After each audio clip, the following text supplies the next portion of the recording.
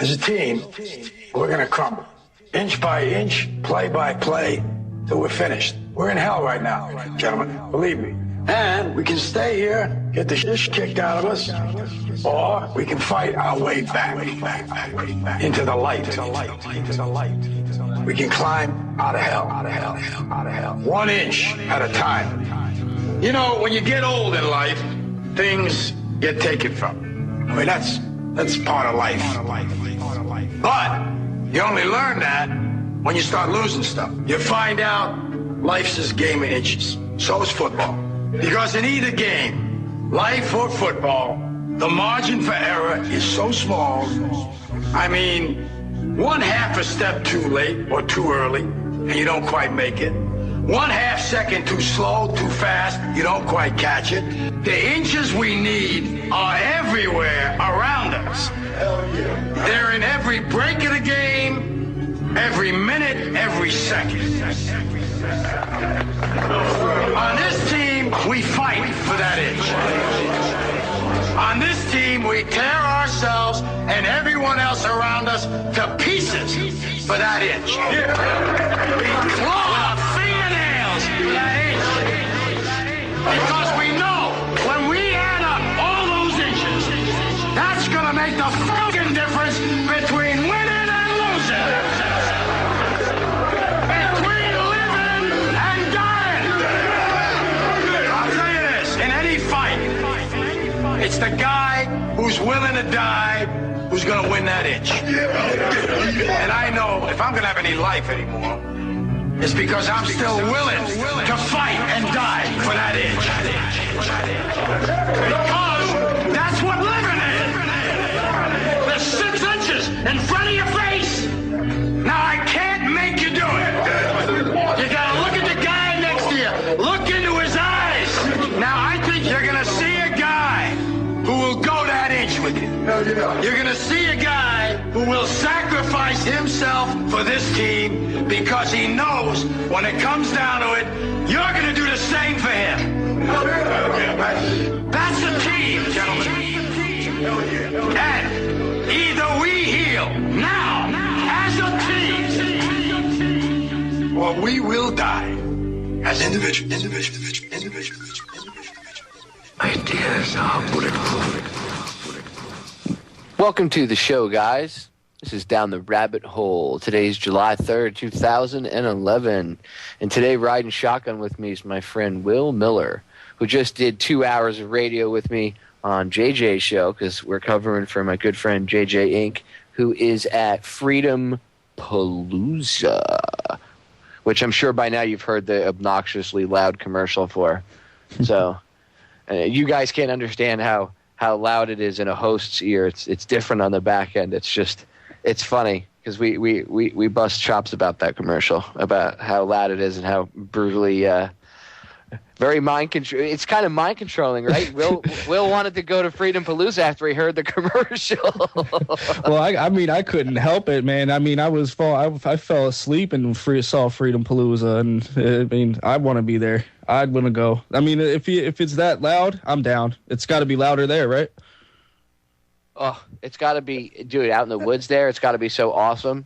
You know, having live bands, jamming out, hanging out with some cool people, meeting July some cool, 4th interesting weekend. people. Yep. Camping out in the woods where George Washington and his army camped out before the Battle of Trenton. With fellow freedom lovers. Out, man. Yeah, dude. That's cool. Now, see, that's an experience. That's cooler than, like, what did you do this July 4th weekend? I went to the movies. Oh, the fireworks. I went and saw the fireworks. I saw the fireworks. You know, where I live in Florida, okay, they light fireworks off. Down here, dude, I don't know what it is, but in South Florida, they celebrate everything. So, like, every 2 months, there's a fireworks display for something. And you're like, what the hell is going on? Like, down here, they're not shy lighting off fireworks. They celebrate everything. South Florida is its own little world. It's completely different from the northern half of the state. Anybody that's ever lived here will tell you that. But I'm so over fireworked, you know, like, I don't care. You know, when I was a fireman, we used to cover the fireworks every year. So I used to it was once a year. It was kind of a cool event because we were on the field right underneath them when they would light them off. But, you know, I don't really care. I'd rather you save the money and give it to maybe help out get some of the homeless guys off the street that are veterans. How about that? How about doing that for the 4th of July? How about taking the money you waste on these fireworks displays, which is thousands and thousands of dollars? Okay. It's a ridiculous cost for I mean, like close to $100,000. Yeah, I mean, think about it. If we really wanted to celebrate July 4th, let's celebrate it with our friends in the community. We don't need to look into the sky for answers. It's ridiculous, dude. I don't need to. I mean, I understand why we celebrate, but how about because, the country's in a bad way? How about we have, and I'm not saying turn off the not do them, but how about you cut back on them a little bit and take some of that money and give back to the community with it in a way that should be done, which will actually better the community as a whole. Instead of having some BS fireworks display for 15 or 20 minutes and everybody goes, ooh, ah, and then it's over. How about you take a good everybody herds themselves out. Yeah, exactly. Like a big, like sheep. You see how the traffic is and everything. It's like cattle. Instead of everybody wasting money on that, how about we take some of that money and we use it to feed some of the homeless? Or get some of these homeless veterans off the street and help them, find a home. Nobody wants to hear that. Well, no, apparently. I mean, if you go to northern Florida, up in Orlando, it's illegal to feed the homeless. What a joke that is. Let me tell you something. Shame on you to the city council of Orlando.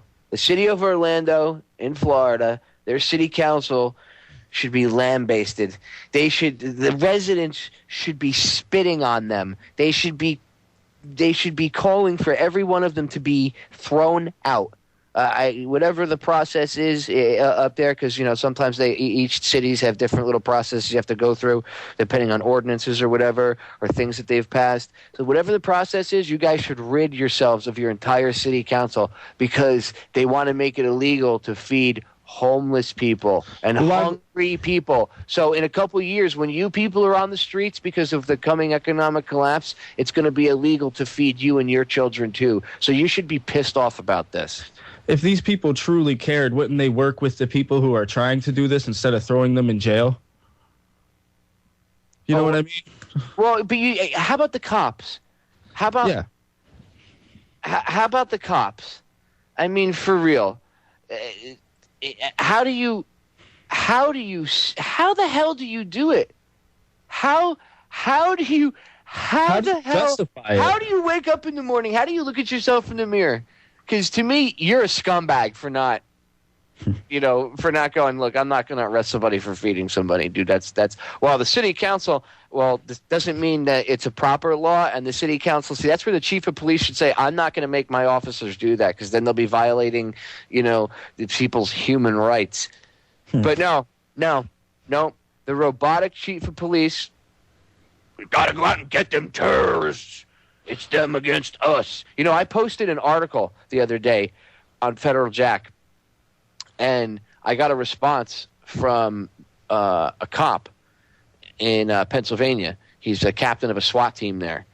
And he posted the same response on some other guy's website because a couple days later, the other webmaster hit me up and asked me if he could post a reply, and I was go ahead, accept it, And his reply was he replied how the guy had posted the same thing on his website. So he copied, and pasted his reply on my site too. But I had replied to this captain as well. And he said he took personal offense to the article and how, we're at war and, there's lone wolf shooters out there that want to just kill innocent people and everything else. And I was like, dude, seriously, there is no boogeyman hiding under the bed. That's the New World Order training you robots to think like that, and I understand. It's Pavlovian, yes. And his intentions are, he's not trying to be a bad guy. His intentions, that's the worst part. They get these guys to think that they're doing the right thing. As I said on JJ show earlier, I had Mark Passio on my show on Friday, and my listeners have, they know who Mark Passio is. They know that Mark was on my show. Mark said flat out, because I've had this conversation with him and I wanted him to explain it, and he said it very eloquently. These people, they think of us as, like I said, the dead. Well, they think of their jackboot cops and military and Fed thugs as dogs, and they call them their dogs. That's why you ever notice in movies sometimes, and they use certain terminology for certain reasons, but in certain movies you'll hear like a bad guy say to another bad guy who has cops on his payroll, "Hey, call your dogs off." What do you think he's talking about? Well, I mean, what do you think the dogs of war are? Exactly. Devil dogs, the Marines, the devil dogs. And blue has always been a color of loyalty to the royalty. Yes, very, very deep meanings. We're going to break, guys. We'll be right back. Stay tuned. This is Down the Rabbit Hole. Go check this out. Check out our new website, OrionTalkRadio.com. OrionTalkRadio.com. I'll tell you all about it when we get back.